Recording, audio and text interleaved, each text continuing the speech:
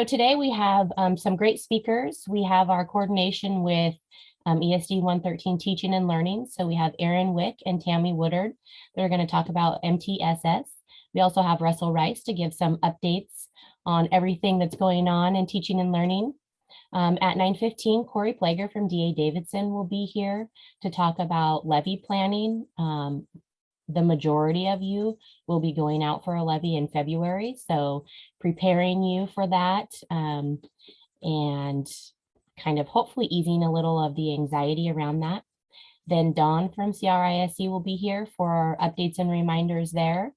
And then we have updates and reminders, noteworthy items, info sharing, everything you need to know about the F196 and making sure that your financials are closed by October 25th. And then hopefully we'll have some time at the end for some breakout sessions. So with that, I will stop share. And Russell, thank you for being here. You're up. Thanks. So I promised a very brief announcement. So this is a verbal share with teaching and learning this month.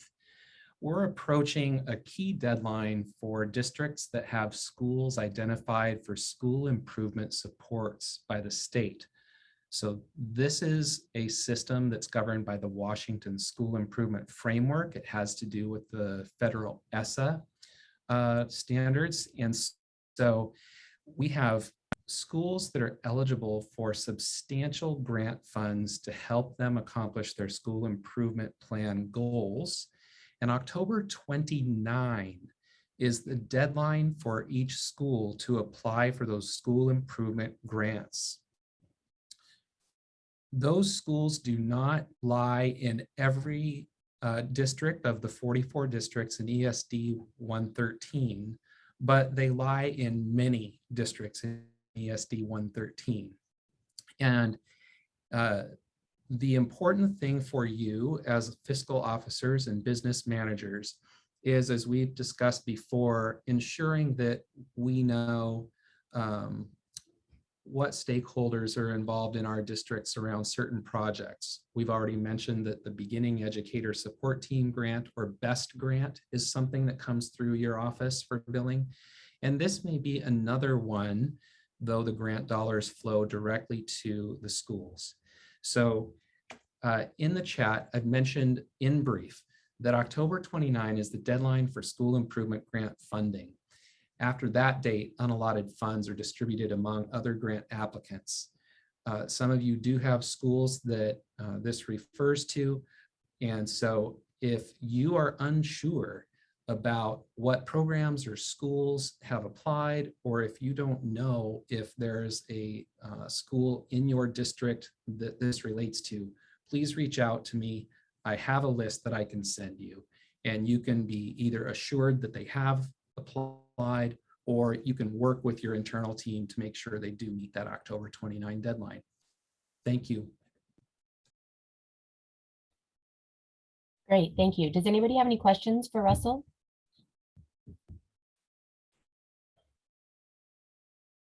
All right, Aaron and Tammy, you are up. Do you want me to share the flyer that you sent? Sure, that'll be great. Tammy's going to do the majority of the talking about her particular project, but I wanted to say good morning. I know several of you through different projects and contracts we have. Aaron Wick, Senior Director of Behavioral Health and Student Support at ESD 113. So under my purview at ESD are all of the 21st century grants that we operate in the region, as well as our School Safety and Wellness Center that provides the comprehensive school safety, threat assessment coordination, which includes the level 1 and level 2 threat assessment if we have students in the region that need that support, behavioral health navigation, and then prevention through recovery support of behavioral health issues.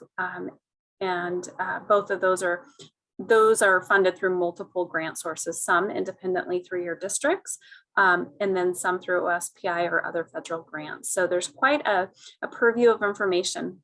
The other thing that we do within our system is multi-tiered systems of support, and Tammy's going to talk about that. And we're really working to align the MTSS with some of the behavioral health initiatives that we have going at ESD 113. And so with that, I'm going to let Tammy take it away. Good morning. I'm going to say off the bat, hopefully the volume's good. I'm having some volume issues with my machine, so I apologize if that gets weird. So I'm Tammy Woodard, and I'm the professional learning coach with MTSS for ESD 113. And we are having statewide implementation of MTSS within Washington State. So not only am I doing this work in the ESD, but I am also part of the state implementation team. So on this one-page flyer, you'll see, I won't read everything to you because you can read this, but down in the right-hand corner there, or as I'm looking at it, the right-hand corner, that vision and mission is actually the vision and mission of our state team regarding the implementation of MTSS. And what I love about this mission is that it speaks to this holistic support for students. And I feel like that's what ESD 113 is really championing in this. If you look over in the sort of pink side where it says a new model, it says we're breaking the mold at ESD 113. We're on a mission to center comprehensive student supports in MTSS implementation, from prevention to intervention through recovery services. And then it talks about the various things that we offer. And we're really sort of leading the charge in that at ESD 113. And so I get a little braggy because I'm proud of us for that work that we're doing. MTSS within education is really patterned after a public health model of wellness prevention, a wellness prevention-based approach. And so that's what we're looking at for education. Let's start to be proactive as opposed to reactionary to the needs of students. And so you can see in the middle some of the different components of that where we're really working at this. And that's collaboration with OSPI at the state level, cross-departmental collaboration, that's within the ESD. We're working on that. And then there's 2 different MTSS implementation grants in play right now within the state. And so that has me working directly with 10 other districts. And then we also are working with the UW Smart Center, and we have a tier 3 wraparound grant, and I have just 5 schools that I'm working with on that. So at every level, we have some MTSS implementation happening. So yeah, it's great work. The main thing that I like to leave with everybody regarding MTSS is that it's a framework. It's about how we organize adults, and it's not about how we label kids. And so that's really the message that we're trying to put out there and do. So if there's any questions, I'm always available. If somebody wants to email me or reach out, and you will find I love to talk MTSS.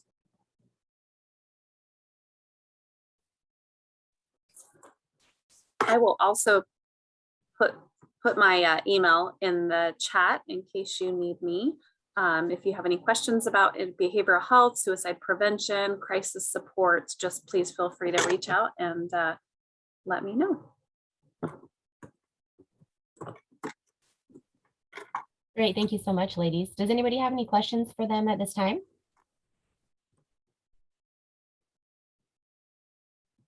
All right, thank you so much. Have a good day. You too, bye-bye. Thank you. Alrighty, with that, we have a couple minutes before Corey from DA Davidson gets here to talk about levy planning. So I know that all of you on here are really big on speaking in front of people and talking talking to each other, but does anybody have anything to share or any questions at this time while we're waiting for Corey?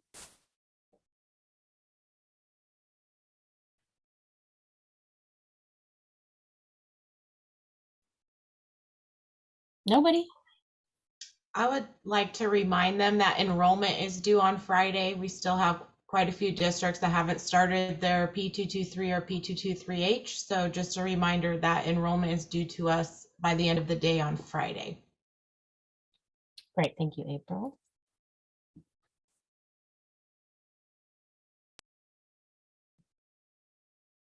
And I'm going to take a pause here just for a second to check my email to see if we are all good. So hold on one second.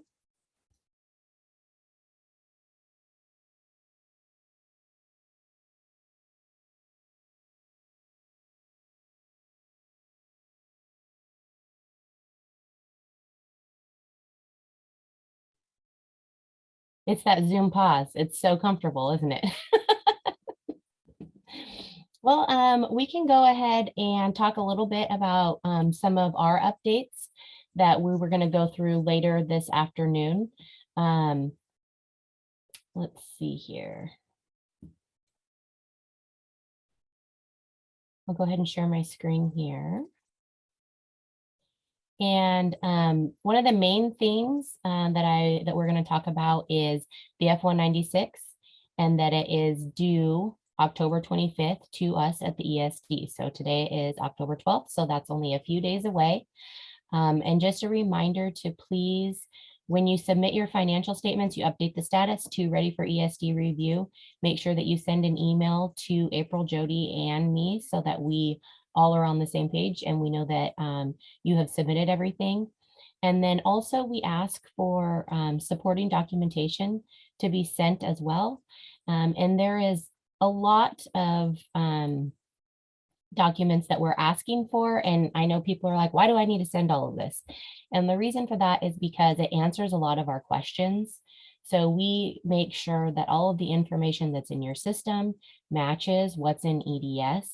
And we have a lot of issues with that, with things not coming over or crosswalk issues or things. And so this is part of our review, is to double check these supporting documents with what is in your F196.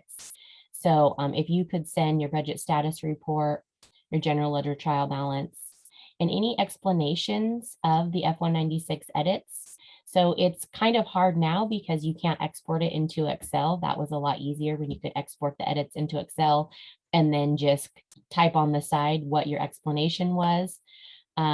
It doesn't work very well if you just try to write on the PDF. April tried that and it's pretty hilarious, but you can print off the edits and just do handwritten notes or whatever makes the most sense to you. Or if you just want to send in the email your explanation to the edits, that works as well. Also, your F197 reconciliation sheet, the auditors will want to look at that so that you can show that you reconcile to the county treasurer. So we look at that as well. The resource to program expenditure worksheet, which we will talk about a little bit later. Also the recovery and carryover worksheet that's on OSPI's tool, and the maintenance of effort calculation tool. So all of these, I know it just seems like a long list, but really you are looking at all of this information and going through the worksheets as you're doing your F196 anyways. And so this just alleviates a lot of the questions. Also, if you exceeded your budget authority, then you'll need to write a letter explaining why you exceeded your budget.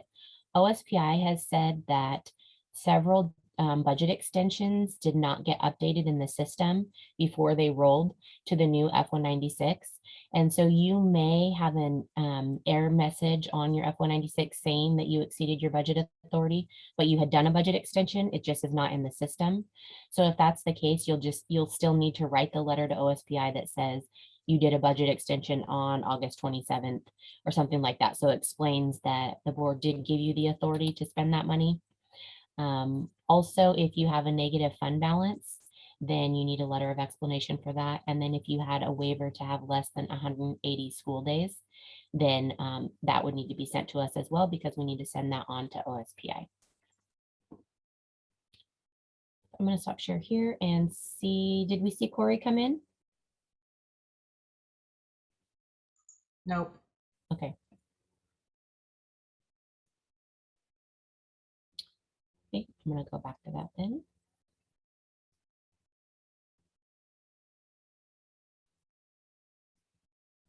A lot of the tools to create your F196 is out on our website under the Business Manager Toolkit. And so I just wanted to, we'll talk about some of these in more detail later, but here is, if you go into ESD 113 and you go to Programs and Services and Business Manager Support, then it's under this Toolkit tab here. And then it will be under the F196 and other year-end close items. So if you click here, this is where all of the tools are that help you create your F196 document. And we will talk about these in a little bit more detail later on this afternoon. Just wanted you guys, we always talk about everything's on our website or it's in the toolkit. This is where it is, and we'll go through these in more detail. I'm going to stop share here because I saw Corey coming in. Good morning, Corey. How are you doing? Good morning. I'm doing excellent, Julie. Can you hear me okay? I can hear you. Yep. Perfect. I just received your document. Do you want me to pull it up, or you can also share your screen if that's easier? Yeah, I'd be happy to share if everybody's ready. I'm not sure how your calendar looks. Was there a break in the action, or can I just ready to roll here? You can just go for it. We're all here for you, Corey.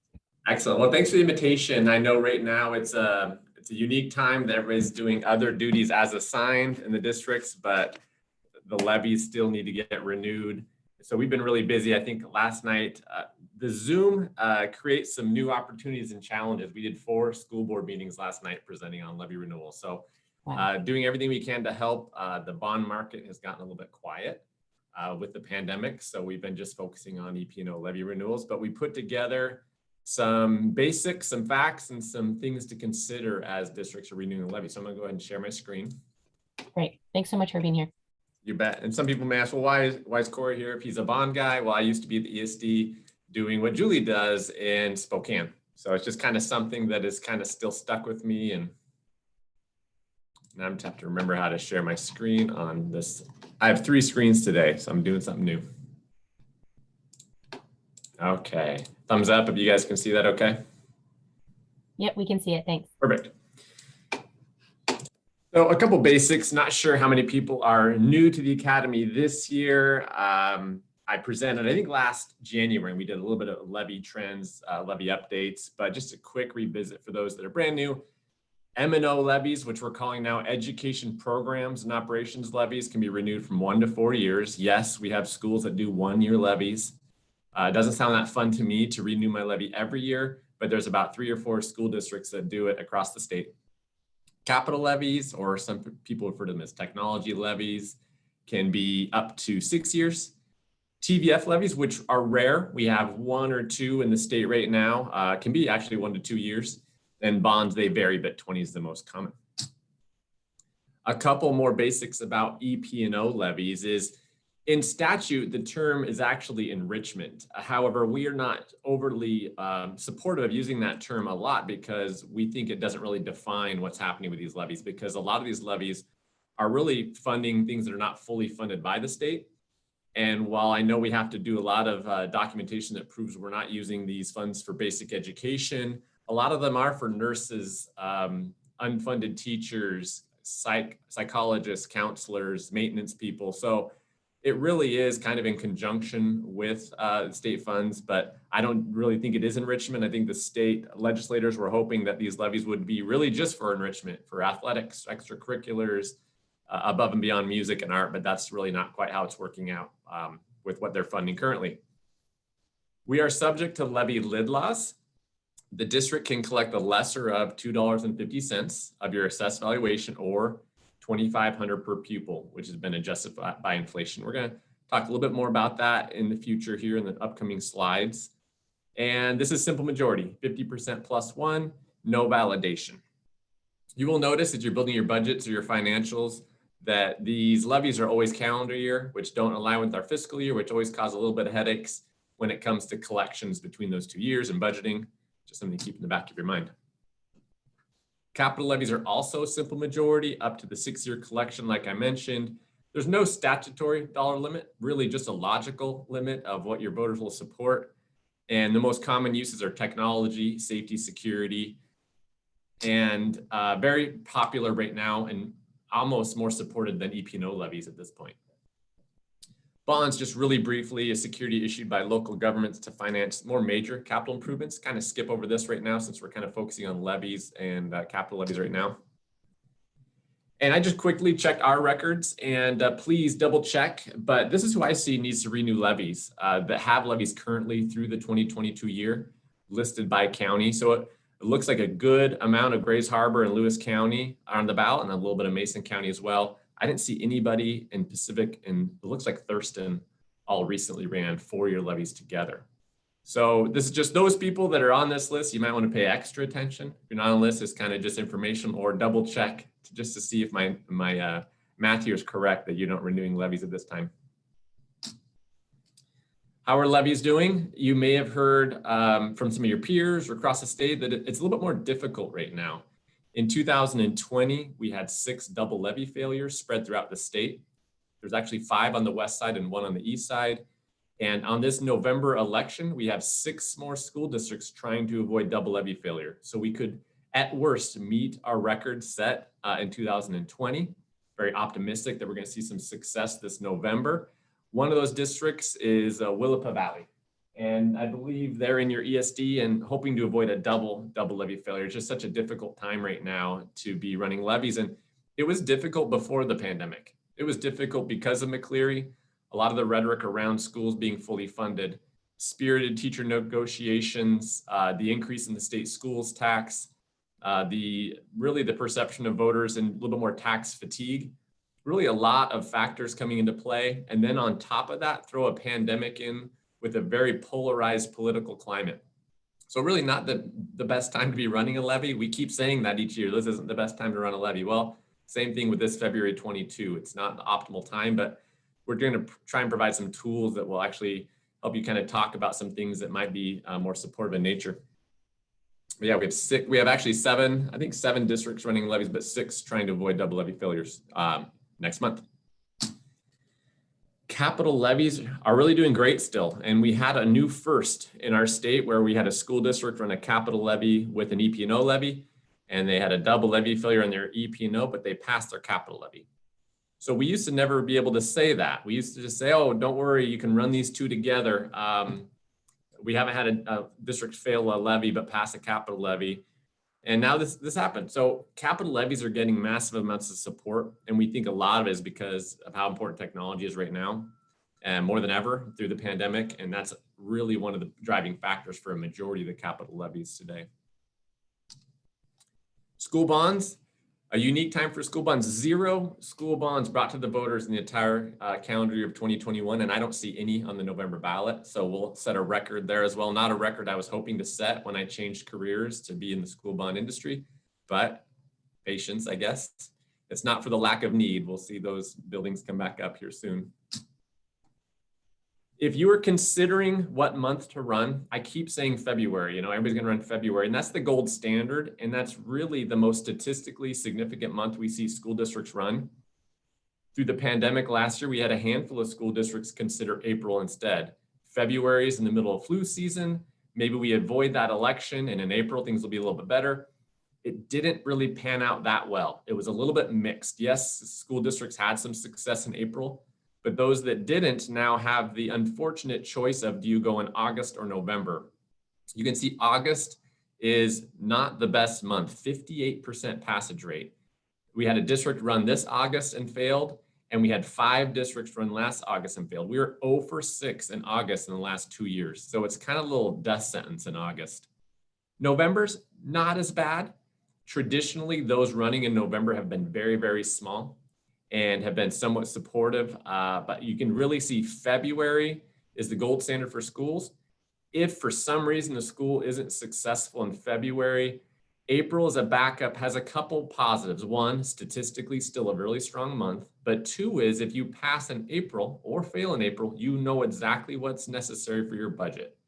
If you delay until August or November, will the ESD request you to build 2 budgets, one with levy, one without? Do you budget as if it passes? Do you budget as if it fails?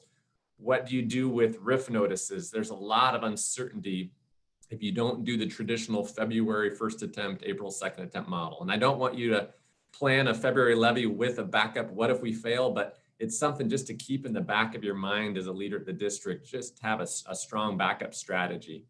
And we're not recommending people don't go to April as their first election. We just want to realize that it may be more difficult for budgeting season as well.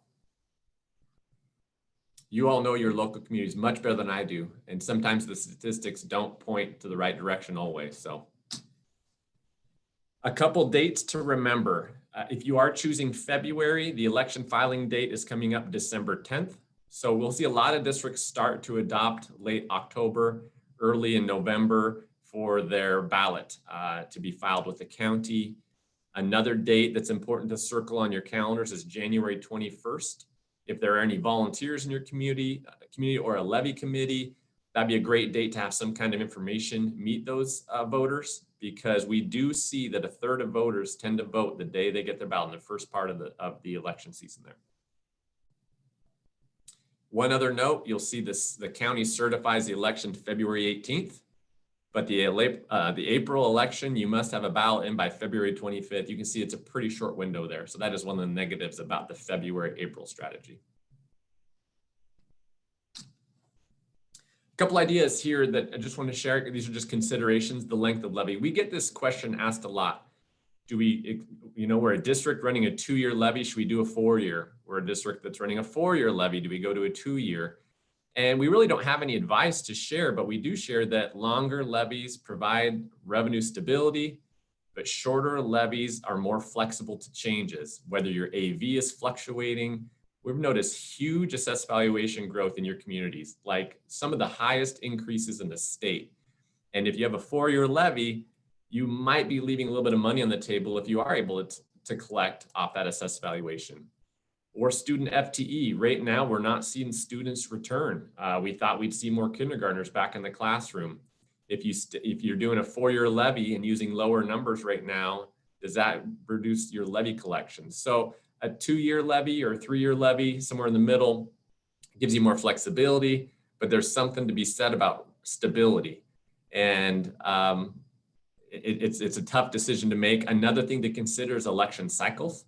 I mentioned Thurston County, for the most part, all ran together and all ran at the same time, and they'll all renew at the same time. Some people like that synergy. Some people like it. They feel that there's some synergy between communities. Whether you live in one or work in the other, there's some kind of connection there. And some people like to run at the same time. So that's something to consider. And we have all that data by each county if you need it. And some people like to run alone. I have a district in Spokane County that loves running alone. So they pick the cycle where they're always the center of attention. And also consider your history. Is now the time, if you've always run a 2-year levy, to go to a 4-year? Well, how will that be received by your community? So just a few things to keep in mind, but this is a question we frequently get. And so hopefully these considerations help you there. We know a lot of districts would love to go from a 2 to a 4-year. It's just such a stressful process.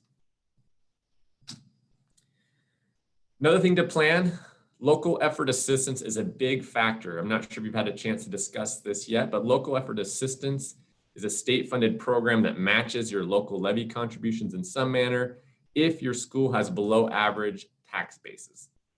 Essentially, it's a state match for your levy. If you're not somebody with Amazon, Boeing, Microsoft in your backyard, I think a majority of districts in the state receive some form of local effort assistance.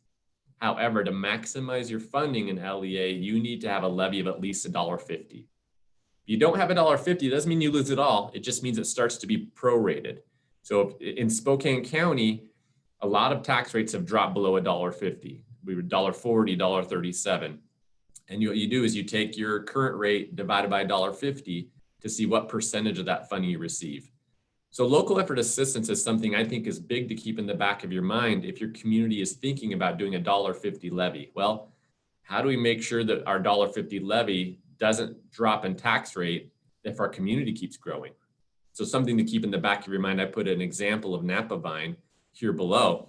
You can see in Napa Vine, the LEA was keeping up with the growth needed, because if we look at Puget Sound or the I-5 corridor all booming, we saw LEA increasing in a lot of our schools across the state to keep up until the McCleary changes. Then McCleary says, wait a minute, this formula is going to be per pupil based. And it really punished a lot of small schools. And it was hard for a lot of small schools to keep that $1.50 tax rate approved. And so you can see in this case, Napa Vine had a little bit of LEA loss because their tax rate dropped below $1.50. So another thing as you're doing levy planning is, how can you avoid your levy rate dropping below $1.50 if that's your goal? And one of the main ways you can avoid that is an assessed valuation cushion or an FTE cushion, depending on if you're a per pupil district or an AV district. So we'll have a couple slides coming up on that as well. Here's a sample ballot that we like. We like it for two reasons. One is it's doing a couple things that are unique. One is it's a slightly elevated tax rate. We like level tax rates or slightly elevating tax rate. It seems to be some people are a little suspicious of declining tax rates with an increasing dollar amount. So we have seen statistically showing that levy amounts are important, but people really do look at tax rates. Some people don't really understand what a levy amount relates to. For example, when people know how much like a football stadium costs in Seattle, like where the Seahawks are. I don't know if that's an expensive stadium or not an expensive stadium. Is $12 million an expensive levy or not, depending on comparisons. But one thing I do know is I can take that levy rate and multiply it by what my home value is and kind of get an estimate here. But another reason is there's just a little bit of explanation in this ballot title. And you can see there, to continue academic programs not funded by the state, including staff, instructional materials, just a little bit of information. Of course, it can't be a little bit too pro school. I mean, it has to be really factual in nature, but just a little bit of information goes a long ways. And one thing to remind you of is the levy amount is the key. The tax rate is an approximate estimate. The district has the right to collect what's approved by voters, even if the tax rate does not come out to their estimate. There could be some community trust issues there if your estimate is under, or it could be a great thing for you if your estimate's a little bit over. But here's a sample ballot. The key here is to remember that the amount is the key. I think OSPI is a fantastic tool for you to use when it comes to projecting your levy lid and what your projected rate might be. I have a little link down below there. I'm sure Julie shared this link as well. A lot of people use this just to figure out what their local effort assistance funding will be during budget. I also think it does a great job of projecting what your maximum levy will be. But you'll notice in tan a lot of fields that you need to update. And the first one is assessed valuation. On the bottom row there, you'll see input alternate assessed valuation. These numbers that OSPI are using have traditionally not been all that accurate from the state. They're either a little bit aggressive or they're just a little bit out of touch. And it's hard because it's such a moving target. And so when you type into those fields, it'll override the value that they populated. And it will also override your enrollment if you're a per pupil district, or if you don't know what you are.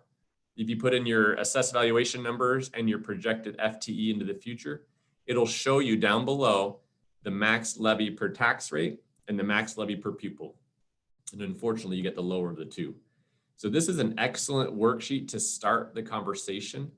And if you are at maximum per FTE, your students really drive the boat here. And some people say, okay, I'm going to put just a little bit extra students in there just in case they come back. And the worst case scenario in that scenario is if the students don't come back, you have to roll back your levy. And this is something somewhat new to schools. Pre-pandemic, pre-McCleary, we did not roll back levies. Only like 4 or 5 districts in the state were above the levy laws. But now more than half the districts in the state are rolling back levies. And if you're an assessed valuation district and you're above the $2.50, same thing. The county's going to roll you back.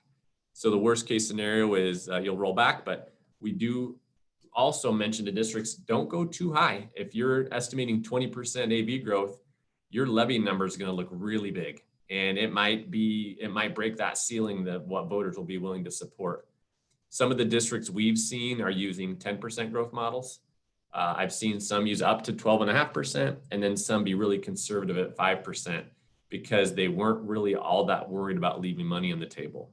So a whole bunch of different perspectives here. Reach out to your ESD with questions, but this tool, I think when updated with your custom information, is one of the best tools out there. One thing that we like to do is look at multiple scenarios together. Here's an example of a small school district we work with. We just updated the last 4 years in gray.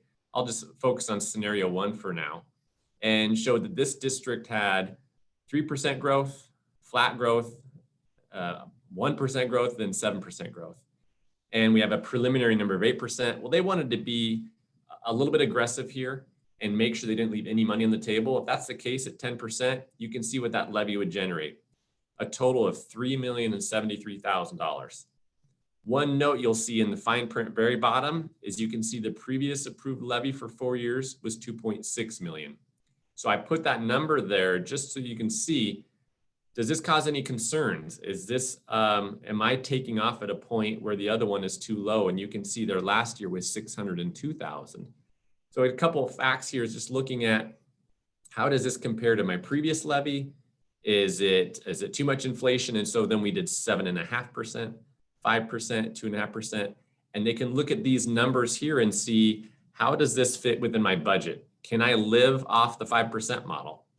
Or if I do the 10% model, am I okay with rollback? Because if AV does not come in at 10% and it comes in at 5%, the model below, you can see they're going to be rolling back about $30,000 of that levy.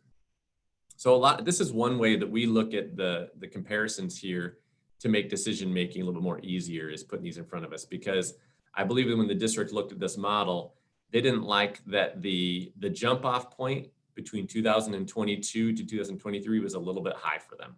They wanted to be a little bit smaller there. So I think they went with the 7.5% model. They also said, I won't be heartbroken if my rate isn't 250. If it comes in at 245 or 240, that's okay with us. We're just trying to find a balance between what will support our budget and what we think the community will support. A couple considerations. I just mentioned that. Review the budgetary needs with the perspective of what your community will support. I know not in every case you'll be at a position where what the budget needs is what the community will support, but still something to keep in mind. The amount on the ballot is key. The tax rate is an estimate only. It is possible to voluntarily roll back your levy. So instead of the county requiring you to roll back because you're above the levy lid law, some districts are voluntarily rolling back to meet a promised tax rate goal. I have about 10 districts I work with where they're trying to roll back each year to stay at $1.50. It's kind of a difficult challenge because in November, when you're setting those levy amounts with your ESD, we don't have a lot of the information. We have preliminaries, we have some historicals, but it's still a lot of work to forecast the future there, but it is possible. It is not possible to increase your amount after approved. So if your assessed valuation booms or your FTE is higher than projections, you're stuck. You can always go backwards, but you can't go forwards. I mentioned this already. The state requires a minimum levy locally of $1.50 to maximize funding. And one little plug here for the ESD, you must certify your 2022 levies at the latest by November 30th. Probably information coming out within the month here on how to certify your 2022 levies. We don't want to forget them as we're building and looking forward to 2023.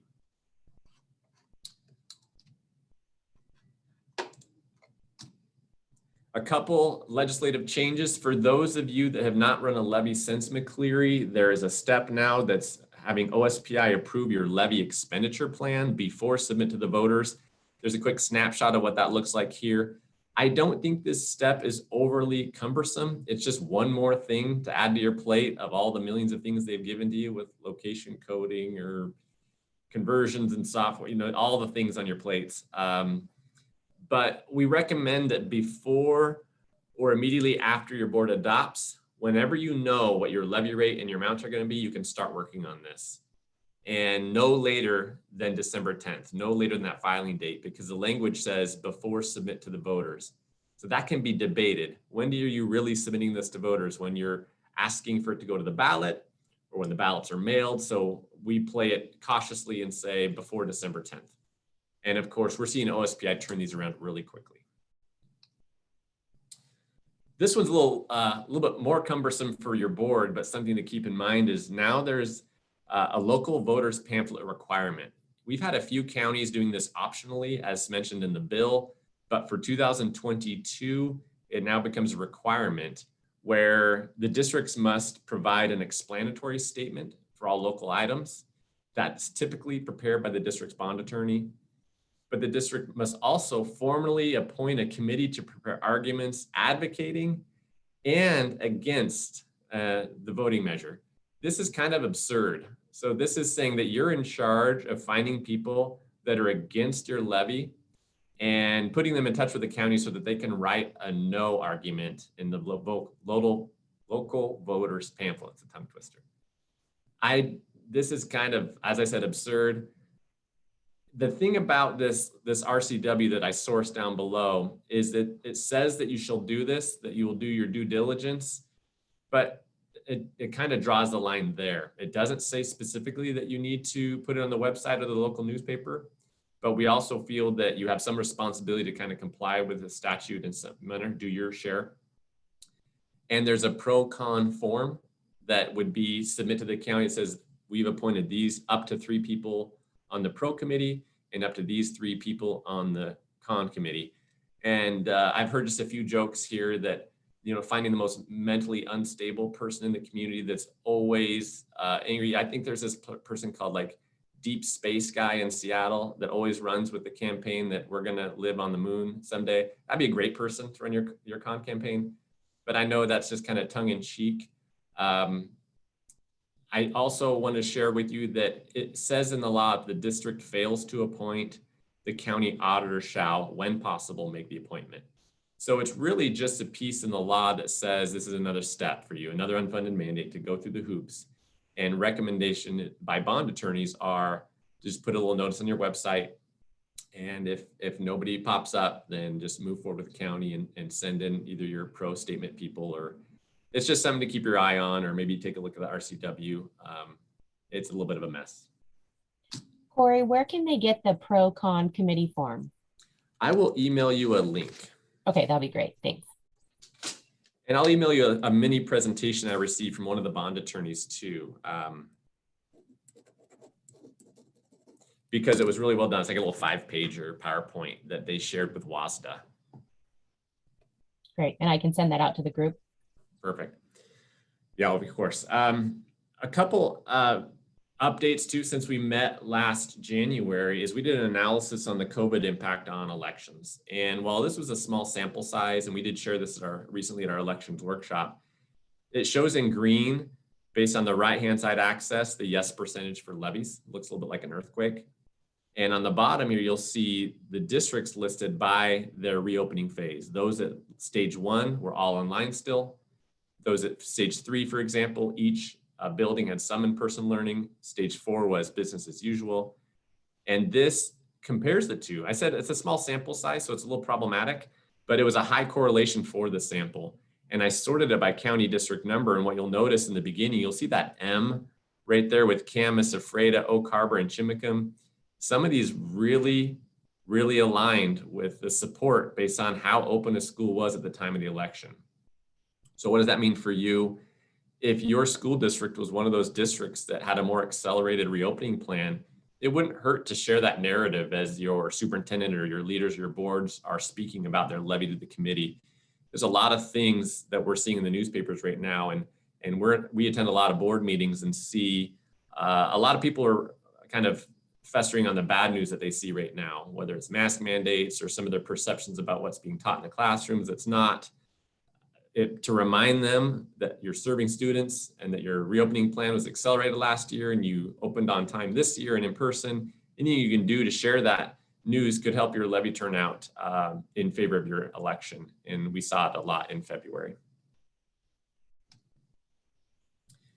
I've updated this slide also since the last time. I don't like to be doom and gloom here, but just share there's an opportunity here to really focus on communication. This is a look at the average approval percentages over the last 2 decades with the recessions in gray. We were trying to analyze if recessions really impact levies, and we came to the conclusion based on this analysis on these 3 recessions it didn't. However, at the same time, we're at an all-time low when it comes to levy support. So just another opportunity to share the success stories, share what your levies are used for, why it's so critical, and yeah, try and stay positive with this levy at a time when it's a little difficult. If you're curious what other districts asked for in 2021 as it impacts your decision, I mean, we're gonna have 150 districts running levies this February, and they're all over the board. A majority of districts are not able to survive on $1.50, but they're not able to go to the full $2.50, and that's the items in gray here. Couple things too, we just put some updated charts in here with some of the clients we work with. So in case you can get any inspiration from any of these examples, or be happy to reach out to us. We have all your information in our databases here. But this shows a district that really reran their levy right before COVID, but right when we saw a lot of districts struggle, and they had excellent results on their EP&O levy that kind of bucked the trends. And this shows you the district that historically has outstanding support, how you can see how quickly things can change. And we saw that in the post-McCleary era for Centralia here. I think charts really do paint a picture. One new thing we're focusing on is the information regarding assessed valuation growth. We think a lot of citizens, a lot of property owners look at their property tax statement, and when they get that in the mail and it says my property values went up 15%, they think in their mind, my taxes just went up by 15%. While that may be true, really how it relates to is how is your property value going up as compared to the average in the county? And one thing that we're analyzing is new construction. For example, you can see in Tenino School District, they had a huge assessed valuation growth. We think that can be problematic from a voter perspective. If everybody that's voting is seeing 20% growth in their home values, that could be a negative from an election perspective. So one of the offsets is new construction. There's $30 million in new construction in 2022 alone that will help offset some of those increases. So we're trying to make sure we share some of the highlights as we communicate that narrative. Another narrative we hear out there as we were traveling and working on renewal of levies for those districts that were trying to avoid double levy failures is we hear that the levy is higher than it's ever been and tax rates are higher than they've ever been. And so sometimes if you're in a district where that's not true, some graphs like this might paint the picture. And it can show what the McCleary impact was in 2019. You can see in this district example, the district still is not back to pre-2010 levy levels. So if you're hearing certain rhetoric like that in the community, I know sometimes that those people can't be appeased. Certain no voters are always no voters, but sometimes charts like this can be helpful for your board as well. Here's another example of a district that was heavily impacted by McCleary, but has had a chance since then to renew their EP&O and get back on track. And of course, I mentioned that the comments we receive from taxpayers about tax rates are higher than they've ever been. We think it's important to do a look back like this and then also overlay that with state schools tax. And you can see the spike in 2018 for this example school district. That's one of the main reasons we think we struggled in 2019 and 2020 with EP&O renewals. In addition to the other factors I mentioned with a lot of the polarized political climate and tax fatigue, spirited negotiations, you can see how this could be a negative when it comes to renewing an EP&O levy. But not everybody's in the same boat. Everybody has unique numbers. Some people barely had a spike because of a natural decrease. And a lot of people are at lower values now than before. And if you look at Shelton's example, the 2021 rate is right back to where we were pre-McCleary. So depending on how much new construction is in the area, it could be very different depending on that. And just another example here. One news slide that we're also building for a lot of our clients is the slide here that shows what was on the ballot versus what actually happened. We always look forward as we're making these EP&O projections, but at this time it might be nice to look backwards to do an evaluation about how your estimates have done in the past. And if any of your strategy needs to change as a result of that analysis. You can see in this example for this district, they've done an excellent job of projecting their tax rates, which is hard to do when you're seeing assessed valuation changes that are so radical like we've seen in the last few years. But I think a look back on these are really important. So that was just hopefully just a kind of a whole bunch of different strategies and items to consider. If there's anything we can do to support anybody as they're renewing their EP&O levies, let us know. We have a lot of data at our fingertips and really just want our districts to succeed and get through this renewal cycle. So please don't hesitate to reach out if there's anything that we can do to support them.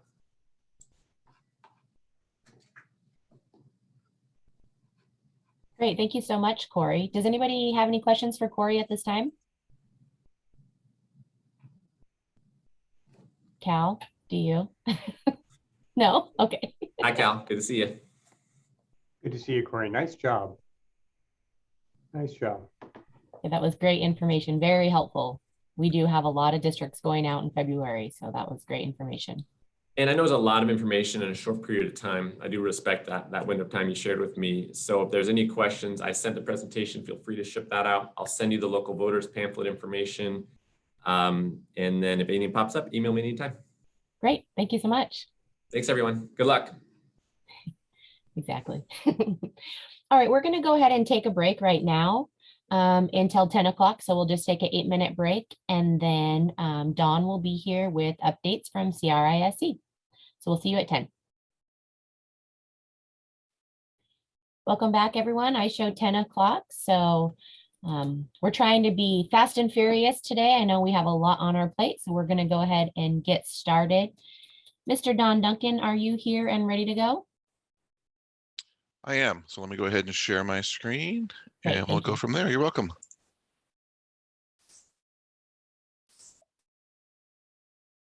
All right. Good morning, everybody. So just a good number of reminders and that sort of thing as we're going along. So just some reminders that we want to kind of throw out there. S275 for 21-22 is due. The initial is due November 24th. As has been in years past, we still don't have a personnel reporting handbook from OSPI. We're hoping that that's going to come out anytime, but we're not really sure on that one.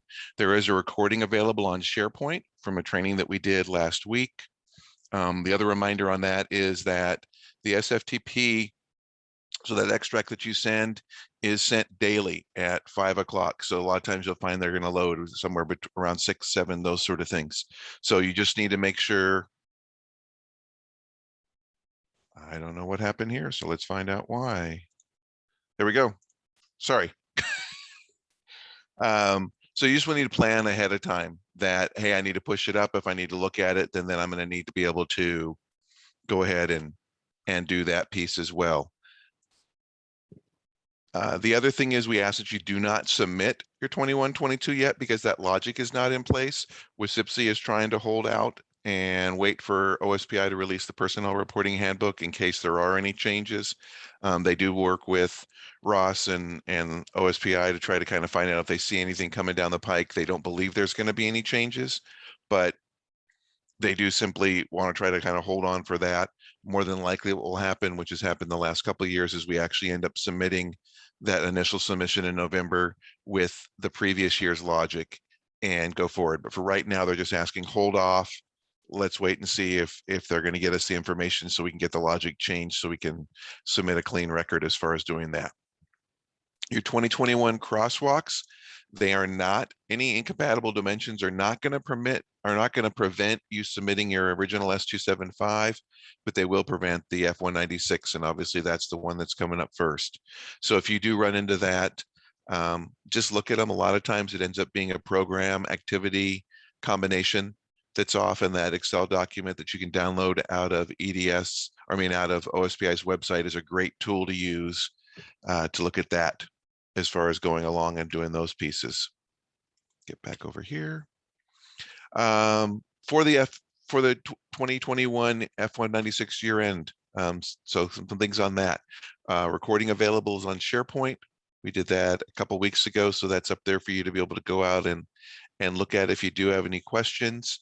One thing that's a change with the F196 this year, which is something that they started with the F195 in the spring, and that is that once you extract your file, it pushes over into your FinSec folder, and I believe it starts as a .dat file. Once WSIPSI has done their manipulation to make it available to the SFTP server for OSPI, it becomes a .sent.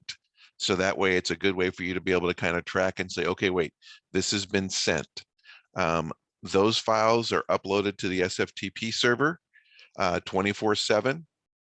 Typically takes about 30 to 45 minutes to transmit over. The exception is obviously what we ran into this last weekend, where they were doing some power work over in Spokane. It had a component of that transmission, so things were just sitting and waiting. But on a good day when everything is working right, those should be sent, so you can send them over, look at your data, make a change, those sort of things. Talking about import errors. So this is just an example of an import error that we worked with North Beach. The big one that seems to be coming up so far this year is location codes. And so in this case, what this is basically saying is that there's a location code on one of the crosswalk accounts of a 0190. Looking at that at first glance, it's like, okay, that's a local entity code that somehow got transitioned over. Places to look, or kind of things that you can troubleshoot for, is go into your crosswalk dimensions and just make sure that your dimension codes are right. And what you'll find is probably 99% of the time, those dimension crosswalks are correct. The next piece would be going into your chart of accounts and simply downloading your expense accounts. That's where it's typically happening. And when you do that, you should have your local account number, but then there also should be your crosswalk account number on that screen. And then kind of looking through those crosswalk account numbers, and typically what you'll find, and I think in this case we found 4 accounts where for some reason the location code in the crosswalk account was stuck with the 0190 instead of whatever the 4-digit building code was. So it's just kind of a place to go through and look. You can go in and modify those crosswalks to the correct 4-digit location code, and then it should extract fine. So that's kind of that's like I said, the big thing that we've come up with so far, or come across so far in people that have pushed files over.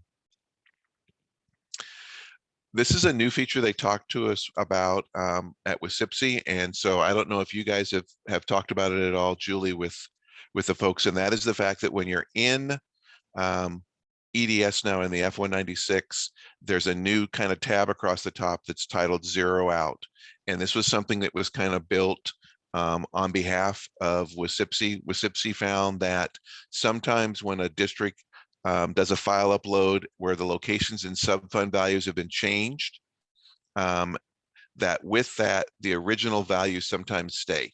And so all of a sudden, if you're in there looking and your totals are way off, and you may see the fact of, wait a minute, I've got some retained values, and so it's causing things to be doubled because it's showing where it used to be and it's not where it's supposed to be, those sort of things. In the past, OSPI's solution was manual entry correction, go in and touch everything by hand. But what they've done now is they've created this new zero out process. And so these next screens are going to kind of give you an idea of the screens.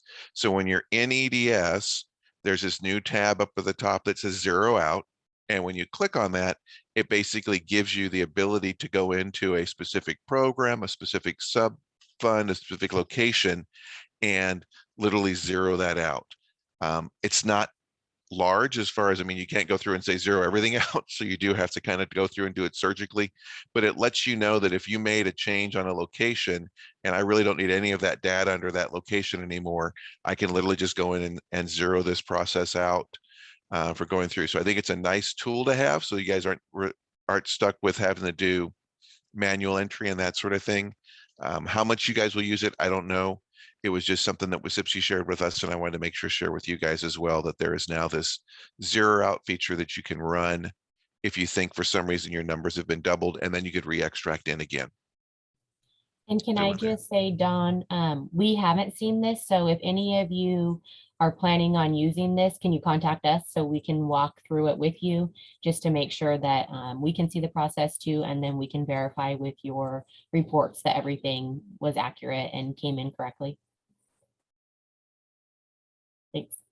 Yeah, no problem. Thank you. And that's a great, I think definitely. And I have no idea how often we use it. It was just, again, in a discussion apparently that WSIPSI had with OSPI.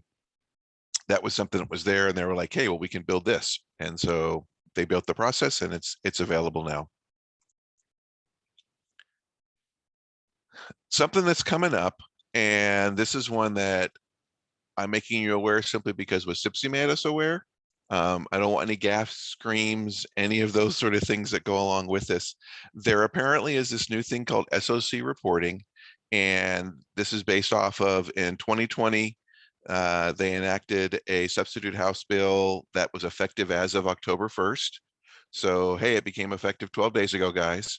However, with this, because this is where the gasps come in, is that there is these requirements on employers to do some things. However, mandatory reporting doesn't happen until the fall of 2022. So we are at the very beginning of this process as far as going through, and I'm going to go ahead and hit the rest of these just so we can kind of look and see.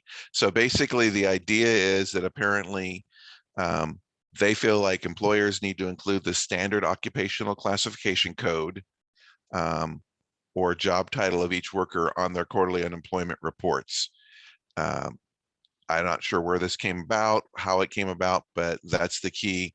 The thing is, the fact it's mandatory reporting is not for fall of 2022 or quarter four, which is due in January of 2023. So we're still a ways out. In the little bit preliminary talks that WSIPSI has done with that, employment security does not, we don't know if employment security is going to change their electronic file to allow for this. So WSIPSI is just going to keep in touch. There'll be no change as of at this time with that piece, but I just wanted to more kind of let you guys know that it's out there.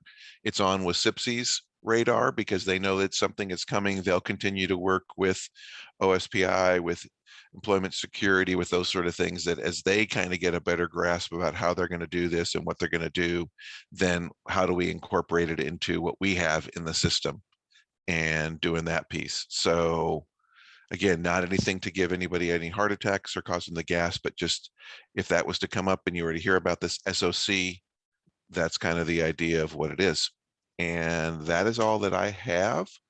But I'm always open to answering questions or those sort of things as well.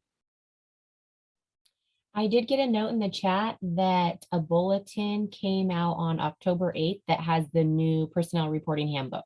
So the S275 handbook came out on the 8th. So that's great.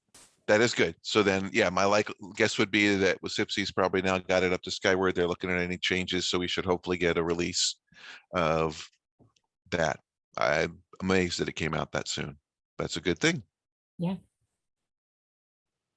Great. Does anybody have any questions for Dawn?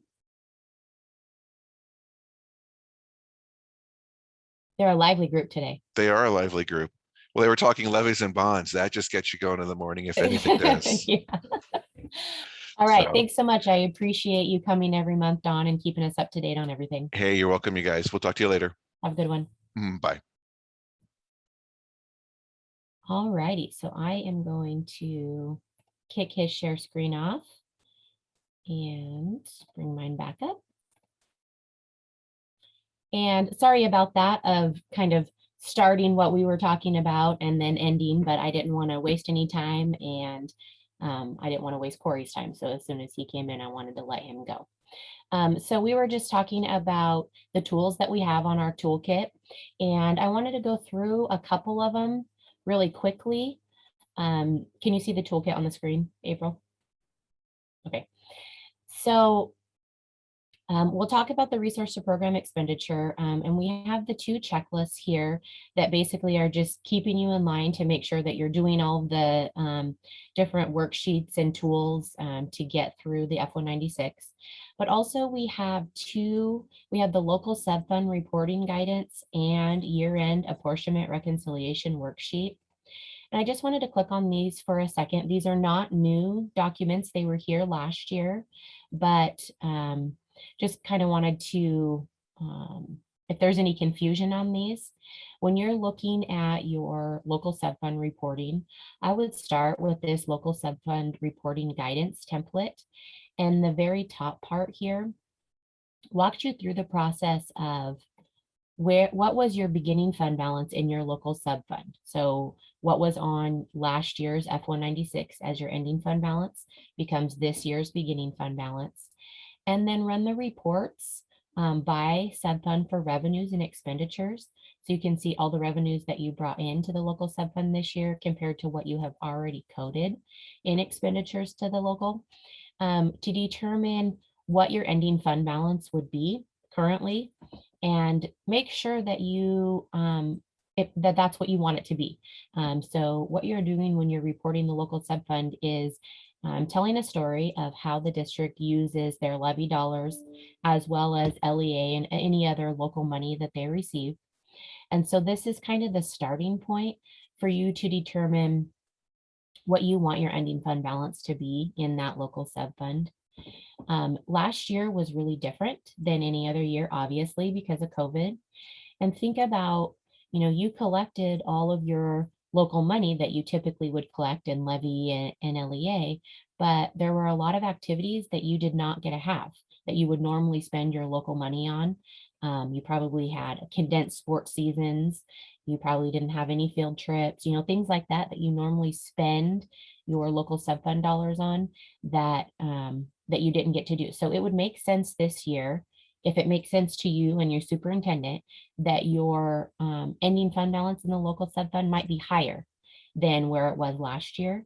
And so I just wanted you to kind of keep that in mind when you're going through this process. And then the bottom part here just gives you kind of some ideas of specific categories of expenditures that could likely be coded to subfund 1, the local subfund, and kind of where you can get the information to determine the dollar amount if there's additional expenditures that you need to code there. So this is just a tool to help you kind of get to that point of pulling out different expenditures that you may need to do a journal entry for. If you are doing that, make sure that you're using the exact same account code in your original expenditure, just changing that last digit from a 0 to a 1 to change it to local subfund expenditures. And you'll use this tool along with, oops, did I lose it? This year-end apportionment reconciliation worksheet that we have here. Again, this is just a tool to help you kind of go back and forth between these two tools to determine what expenditures you may need to JV over. But kind of how this tool works is you can see the information in the yellow cells come directly from your apportionment report. And so this is just showing you your allocated FTE for each of these different categories and how that relates to what the allocated salaries are. And then you'll put your actual expenditures in each of those categories here in blue. And all you're doing here is looking at your apportionment allocation, which is just an allocation. It's a total dollar amount, right? So the state gives you your apportionment dollars and you need to use that at your district to run your district. So it's not, when you're using this tool, you don't have to go line by line in each one of these categories to compare what your allocated salaries were compared to your total salaries. And if there's a dollar amount here, you don't have to code that to the local subfund. It's just giving you an idea of what expenditures, actual expenditures you have beyond what your allocation is. So you're kind of just using this as a tool as well as the other one. And I think one of the main things is after you get all of your information in here, if you look down at this bottom here, then you're looking at your total allocation for teachers, admin, and classified staff compared to what your expenditures are. And the reason why this was added in this year is because we wanted to take into consideration small district or remote necessary funding that wouldn't necessarily be based on at a school district level or at district-wide level. So I think that might have been confusing. Do you guys have questions on what I'm saying here? I do, Julie. Okay. Okay, so I've gone through my sheet and I've got some in my upper portion and then I've got some down below, like my certificated administrator. Can I put all of my certificated down in the bottom portion there for small districts? Yeah, you can. Okay. Yeah, if that makes more sense to you, you can just add it together and you're just doing that comparison. Okay, thank you. And then the thing, thanks for bringing that up. So over here, there's little notes just for a reminder that for administrator salaries, you can only code 25% of administrative salaries to the local subfund. So even if when you do this, you're looking at, your allocation is way less than what your actual expenditures are for administrators, you still can only do that journal entry if you don't already have them coded to a total of 25% of total admin salaries to the local subfund. That's just part of the RCWs associated with this. So both of these are out there on our website and you can use those. in determining, hopefully it's not as big of a lift this year, because hopefully when we did this last year, you realized what were local expenditures and you have already been coding that to the local subfund for this year. If not, and it is still a big process for you, then keep that in mind. Keep a, look at what you're coding to the local subfund for your F196, and then code those this year in 21-22. If you know that they're local expenditures, go ahead and put that on their contract, for all extracurricular contracts. Those are local expenditures. You do not receive state or federal funding for that. So you can just go ahead and kind of prepare yourself so that it's not such a big process of doing journal entries at year end. Any other questions on that? Okay, another tool that we have on the website that I think is super helpful is the schedule of long-term liabilities template. So the information in this spreadsheet really just ensures that all of your calculations in the schedule of long-term liabilities in your F196 is calculated correctly. And this also is color coded to help you realize where you get the information. So it's telling you here, anything that's in gray is going to come from your prior year F196. So if you just go through using the notes and resources down here, the calculations are provided for you within this template. And so it's just super easy to put the information in here and then transfer that to your schedule of long-term liability on the F196. We do also have a tip sheet, a calculation for the compensated absences portion here, which is not on our website because we have a lot of notes and things, and I just don't want that out for the public. So I will send that out to you guys with all of this wrap-up documents from Forum today, so you can use that calculation tool here. I just want to point out that on the schedule of long-term liabilities, you only put principal amounts on the statement, not interest. So principal amounts only. And that you want to make sure that even when the net pension liability calculation tool comes out, which I heard was by the 18th, so hopefully it will be out soon, use your F196 ending number to put as the beginning number here, even if it's a couple dollars off. So last year, their beginning balance was a couple dollars off from where you ended. Make sure that you match the F196, because I know that that's what the first thing that the auditors do is take last year's schedule of long-term liability and make sure the ending balance matches here. So that's my recommendation, is just to start there and do that first. Any questions on the schedule of long-term liability or this tool? Okay. Also on the website is our resource to program expenditure worksheet. And I just wanted to note, this is a standalone document. So the resource to program expenditure is within the F196. And this worksheet really walks you through getting the numbers to put in the F196. So one of the main things is once you have it all the way filled out, so you're going to run a revenue report and put in in the yellow cells, all of your revenues associated with these revenue codes on your revenue report. And then you will do a expenditure by program report and put all of your expenditures here. And basically, so it's showing you what resources are used for your total program expenditures. When you get all of the information filled out here, you want to do a reconciliation of this box down at the bottom. And it says reconciliation to F196. Also, that should be the same numbers that are on your budget status report.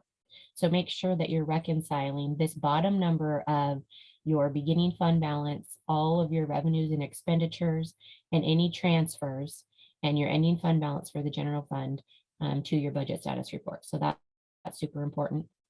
Another thing is your ESSER 1 revenues will be coming in to program 6176. So you'll show that on your revenue report, like we can see here. But remember, ESSER 1 did not have a specific program code for expenditures. So you won't have any program 76 expenditures.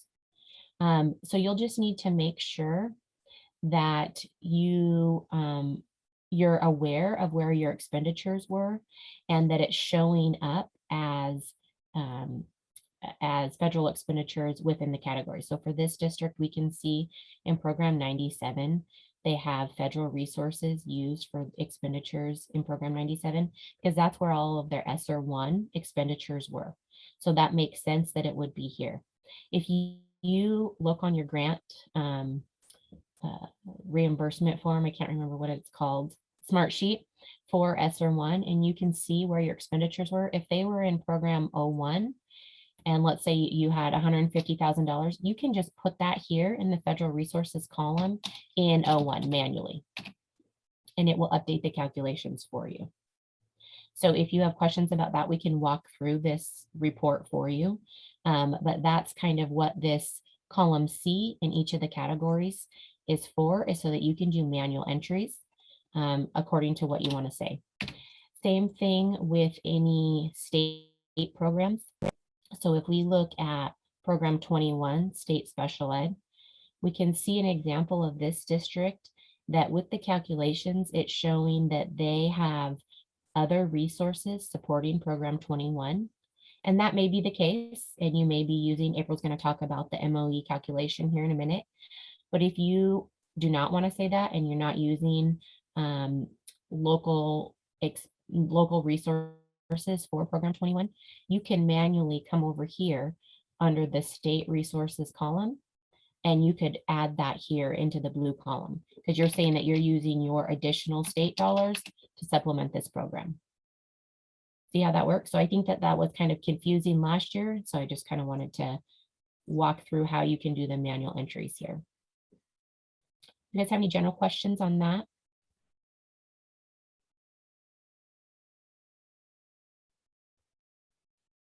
Okay. Along with the resource to program expenditure, I'm gonna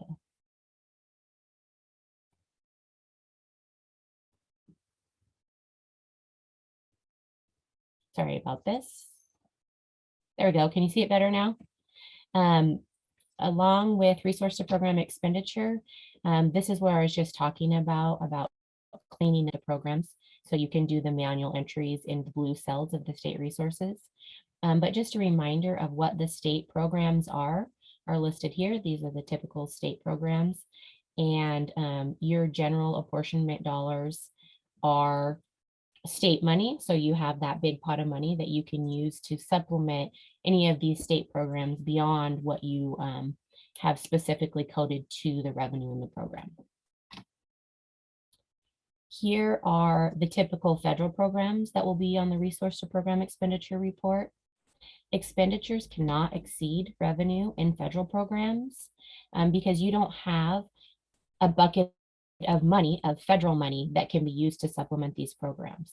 So the only time that expenditures, or for cash districts, I'm sorry, if you have late grant claims, so you had expenditures through cash districts only through August that you did not claim until September, then your expenditures on your resource to program expenditure would be more than your revenues within that program because you hadn't received the revenue yet. That would be in the next year. So that would be the only time that there's a difference. If that's the case on your resource to program expenditure, since you send that to us, if you could put a little note on the side there, that would be great, because that would just alleviate us asking you that question. And then it just shows that you're doing that reconciliation of each of your programs.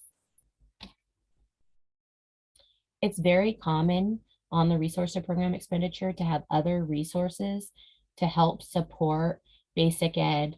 88 is preschool, 97 district-wide support, 98 food service, and 99 transportation. So again, this is just a reference point. We're just kind of giving you the, this is what we typically see. It's very common that these, that you have expenditures that exceed revenues in these different programs. Already talked about the schedule of long-term liabilities, but what I didn't say is if you are completely done with your F196, except for the information on scheduled long-term liability for your pension reporting, you can go ahead and submit to us so that we don't have to wait until that comes out and everybody, all 44 districts submitting on the same day. If everything else is complete, you can submit and we can do a review process, ask our questions and things, and then just put it on hold until you can complete this when that tool comes out from OSPI. And then the last thing is, I heard a presentation from SAO last year about any professional development dollar expenditures that exceed your allocation needed to be coded to the local subfund. And to be honest with you, I was like, that doesn't make any sense. That seems ridiculous to me. But then I went back and read the RCW, and it does say that professional learning beyond what is allocated should be charged to the local subfund. So the RCW reference is there, and I'll send out this slide deck so you can read it for yourself. So what you'll want to do is look at what your activity 34 allocation is, which you can find on OSPI's fund balance reporting tool under the tab for GL 821. It shows you what your activity 34 allocation is plus carryover from last year, and compare that to what your expenditures are for activity 34. If you expended more than your allocation plus carryover, then they want you to code that overage to the local subfund, which then makes sense also for activity 31. And your allocation, you can find that on your 1191 SOC report within your apportionment report.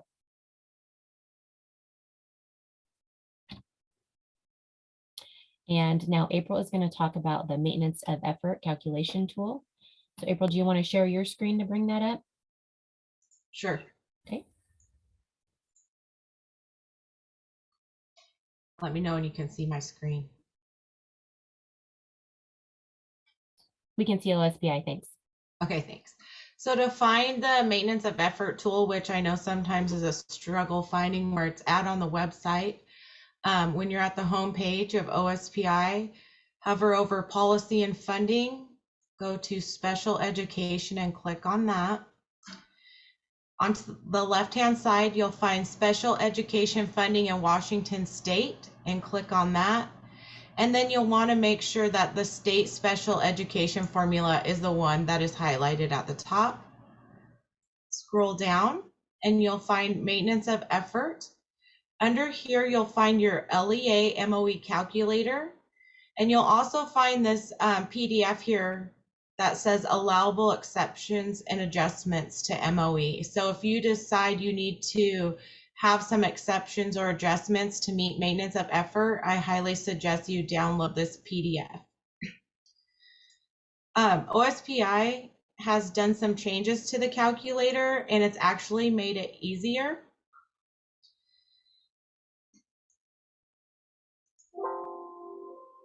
So on tab 43, which is actually the third tab to the right, they have put all the instructions on how to complete the tool on this tab. So if you just read what cells you need to be putting information in, this outlines it for you. Also on this tab, it tells you where you need to send your maintenance of effort tool to once it's completed.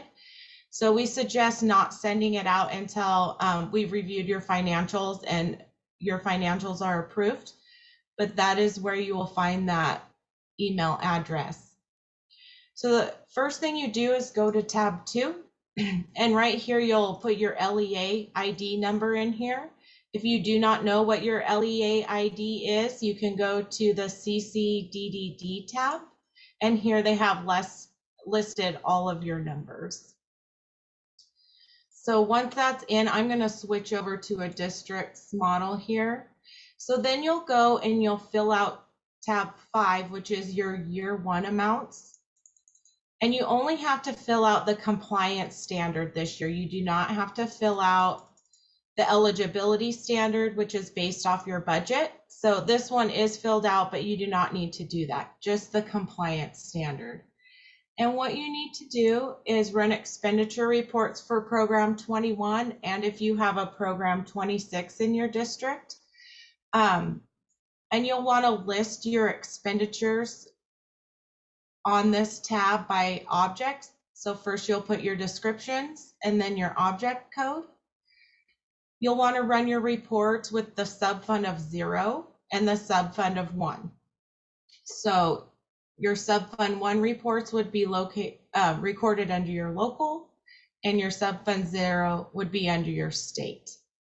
Once you have your expenditures in, OSPI this year has front-loaded your enrollment number from November special ed reporting, so you don't have to go in and try to figure that out anymore. They've already populated it with that number. You'll go back to tab 4, which is your summary, and you'll make sure you'll look at year 1, and you want to make sure that you meet compliance at least in one of these 4 areas. So you don't have to meet compliance in all 4 areas, but you need to at least meet compliance in one area. If you don't meet compliance in any one of these 4 areas, you'll want to use tab 6, year 1, exceptions and adjustments, and you'll want to fill out your reasons over here on the right under the compliance standard.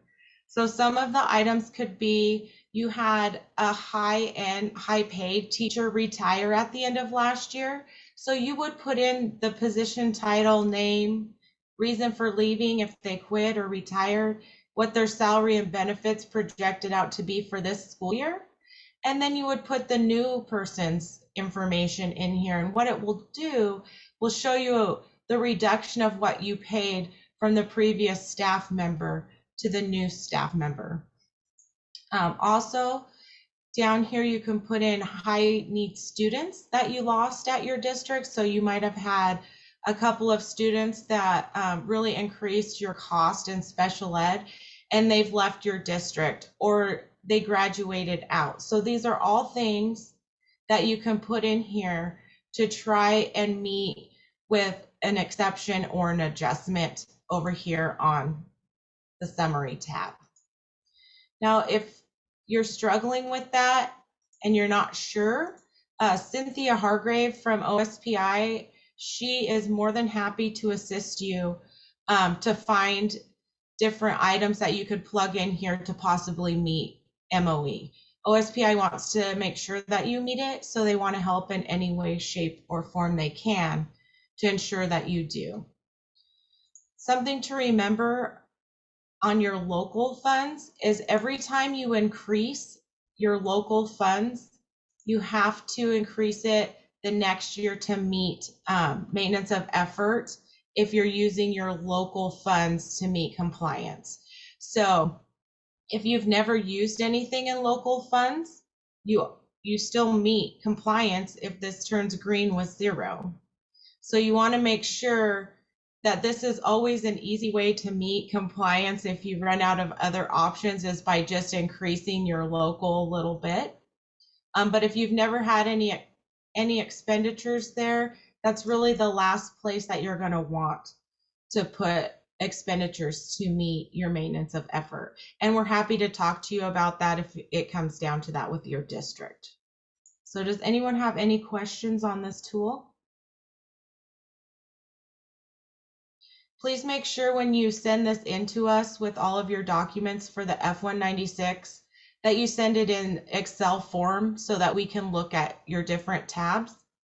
Also, OSPI has requested that when you mail this template in, that if you do have items that are recorded on the exceptions and adjustments tab, that you're sending the backup documentation in with that, because they would like to be able to pre-populate it for you next year, but they need to have the backup documentation in order to do that.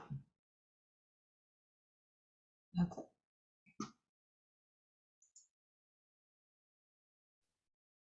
Thanks, April. Does anybody have any questions on that? Alrighty, we have a couple other tools that I will send out to you after this that are not included on our website that I just kind of wanted to talk about real briefly. So I'm going to share here. So we have created the manual entries for the F196 document. Can you see that, April? Okay, thank you. And so basically this is OSPI's document, and we just kind of put in our little anecdotes to make it easier for you when you're doing your manual entries in EDS. So just note here that our notes and manual input entries are noted in bold and italics.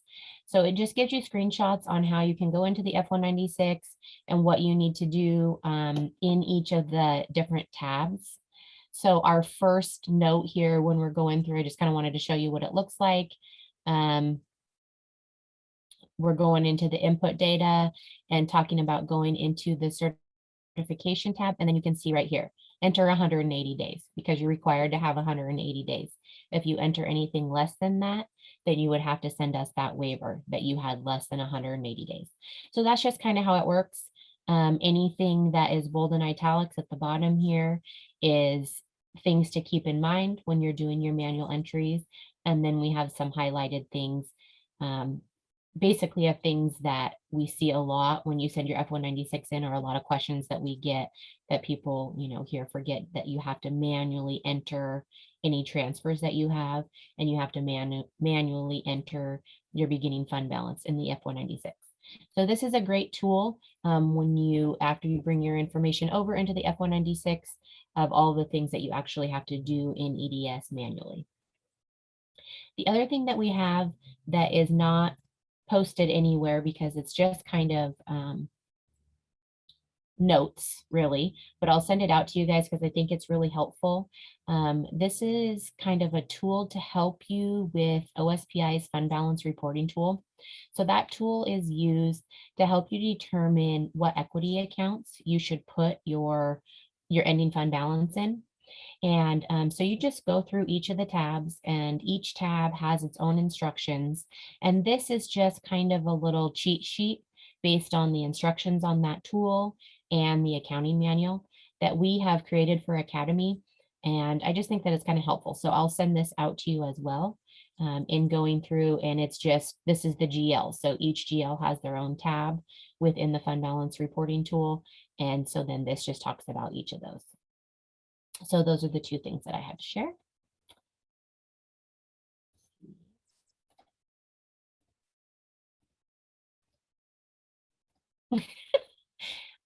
We have a lot of things. I have a lot of things open. Sorry about that.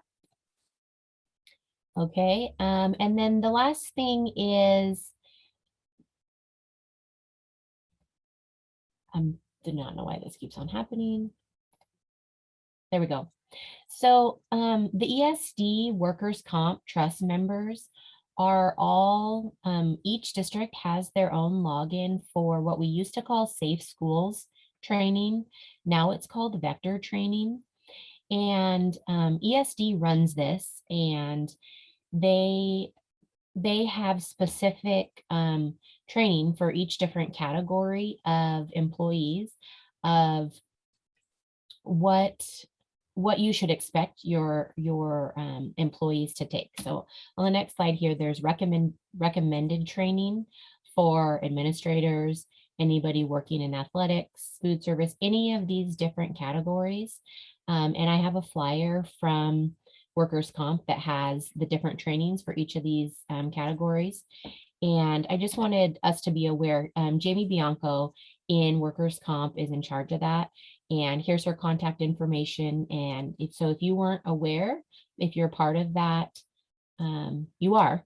Each district has their own login, and there's a lot of required training annually for each of the different categories. And so Jamie is your resource there. You'll also see in the flyer that I send out of which training each of those different categories need to take each year, and you need to make sure that that happens. So just a side note, I think that there was questions about that and people didn't realize that ESD ran that program. So that was there. And that's all I have except for noteworthy items. Jody, do you want to go ahead and share your screen for noteworthy items? Sure. Let me open it.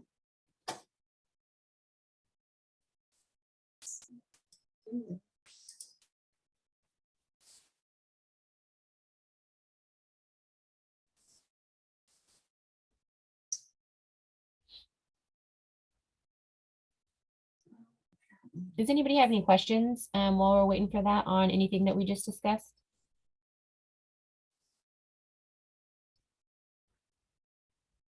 You see my screen? Yep, I can see your kids. Oh.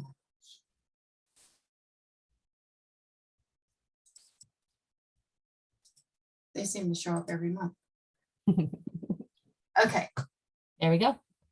Okay. Good morning, everybody. We have quite a few of these, so I'll just keep it real quick and short. The first one is the OSPI Special Education Data and Fiscal Discussion Hour. So OSPI Special Ed team has started meeting on Wednesdays from 1 to 2, and they've invited any and all of us to join their Zoom link and ask questions. Again, it's data and fiscal, so if you have any questions, it's a great time to talk directly to them. The next one is SAO. This week's best from SAO, there's a checklist for your financial statements that might be helpful in addition to our tools. And then the second one that I put on there is double count your way to better cash receipting controls in your district. I know we have some new business managers. Some are actually from the auditor's office, so this might help them figure out a way to get started or where to start within getting a handle on, how things work in their district. Next one is OSPI bulletins. This is the bulletin for your depreciation. Depreciation is paid in August, or the August of 22. But you can click on this bulletin and it has a link to show what your allocation will be. The next thing is from WASBO. It's a USDA waiver for food supply chain issues. So this applies to admin reviews. If you have an admin review this year, this waiver takes out the requirement for them to have some sort of fiscal action. If you have something missing with your food component, your production records, your milk type, or your vegetable subgroups. So it's good through June of 22. So again, it applies only to admin reviews, but it's also something to be aware of if you have one coming up. It's kind of an older bulletin from OSPI, but it's access for ESSER 1 and 2 grants. It's talking about how you're going to be able to still claim on those grants because they cross fiscal years.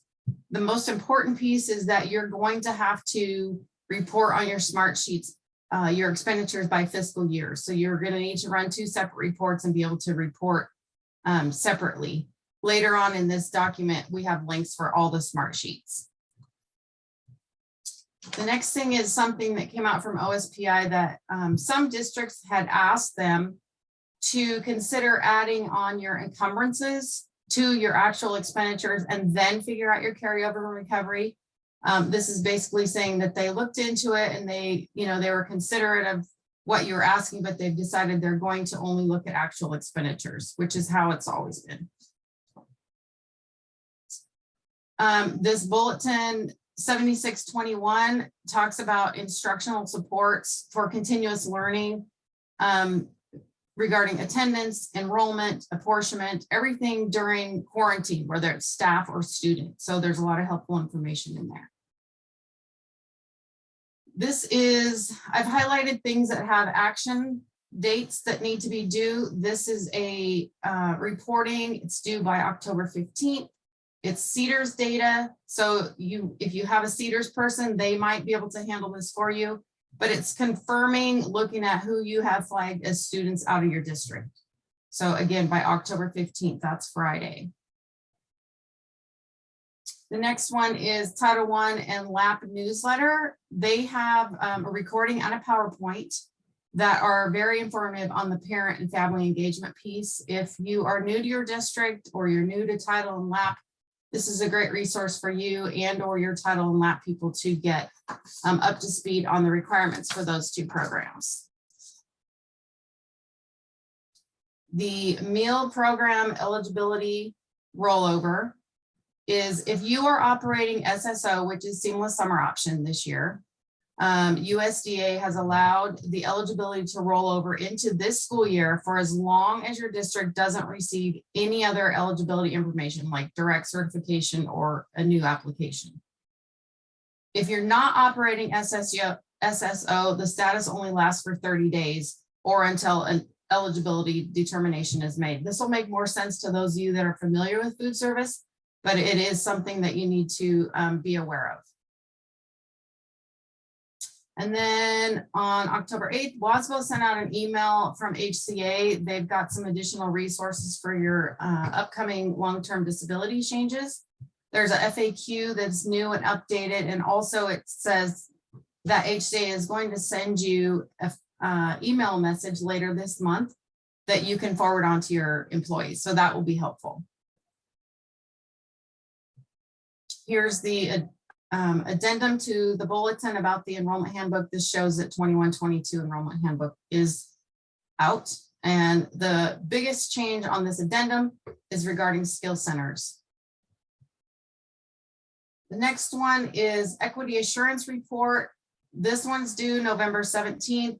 We all think that's a long ways away, but don't let it drop off your radar.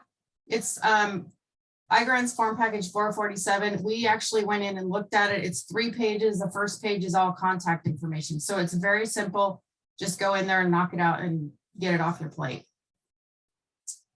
School Bus Safety Week. This is good to know whether, you know, you're not going to be in charge of it, obviously, but there's people at your district that will be, and there's good resources on this bulletin for getting posters for your district to help promote this. OSPI is encouraging the districts plan events and work with your local media. We all know there's a bus driver shortage. This might help get people informed on, you know, the benefits of being a bus driver for the districts. This bulletin is regarding a fiscal waiver for your 1920 school year. So the waiver affects carryover limitations and timelines for spending the 1920 federal grants. So if you think you have carryover from 1920, you'll want to read this bulletin and apply. And even if you don't know, go ahead and apply and let OSPI figure it out for you. And then this bulletin 7821 is regarding your employee vaccination and exemption status data collection. This is due October 25th. You will receive a link for the submission survey on October 19th. And the data is as of October 19th, and it identifies, the bulletin identifies how the data is going to be reported categorically. And if you want to see ahead of time so you could kind of be prepared, the bulletin gives you that information.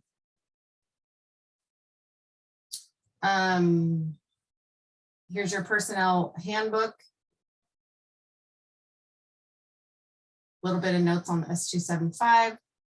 And then here's what I was talking about with your ESSER expenditures. This is basically in a nutshell, it's talking about all the ESSER grants that are out there right now. OSPI put in the links to the smart sheets. I went in and put in the program and then the form package and which fiscal year that these grants are housed in iGrants, because they cross fiscal years. And then, of course, we have the upcoming CRISC trainings, the link to PD Enroller, where you can go in and sign up for these, enrollment due dates, and grant claim due dates. Grant claims this month are October 18th, and like April said, enrollment is this Friday. Anybody have any questions on any of these?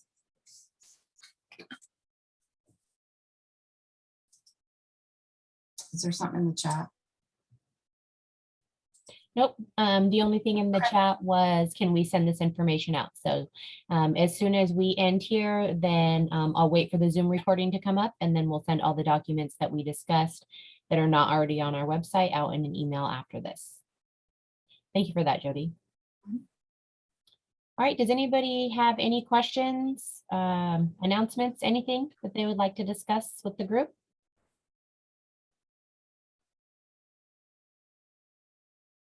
All right, thank you so much for taking the time today. I'm going to go ahead and stop the recording now.